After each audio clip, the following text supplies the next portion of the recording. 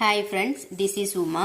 இன்னைக்கு நம்ம சேனலில் நம்ம முருகப்பெருமானுடைய தகவல்களை டிஸ்கஸ் பண்ண போகிற டாபிக் என்னன்னு பார்த்தீங்க அப்படின்னா, கந்தகுரு கவசம் அப்படின்னா என்ன, இந்த கந்தகுரு கவசத்தில் இருக்க மூல மந்திரம் சொன்னால் என்ன பலன் அப்படிங்கிறத இன்னைக்கு நம்ம வீடியோவில் பார்க்க போகிறோம் ஃப்ரெண்ட்ஸ். ஸோ வாங்க லேட் பண்ண வேண்டாம், டைரெக்டாக நம்ம டாபிக்குள்ளே போயிடலாம்.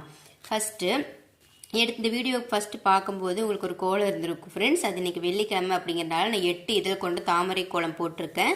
ஸோ அதை உங்களுக்கு ஒரு கான்ஃபிடென்ட் நம்பிக்கை வரணும் அப்படிங்கிறதுக்காக தான் நான் போட்ட கோலத்தை இந்த வீடியோவில் போட்டிருக்கேன். ஸோ நீங்களும் மறக்காமல் வெள்ளிக்கிழமை 8 இதில் கொண்ட தாமரை கோலத்தை போடுங்க.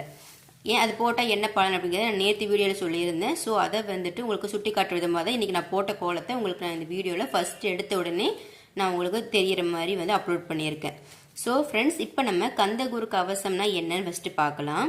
கந்தகுரு கவசம் அதுலேயே இருக்குது. இப்போ கந்தகுரு கவசம்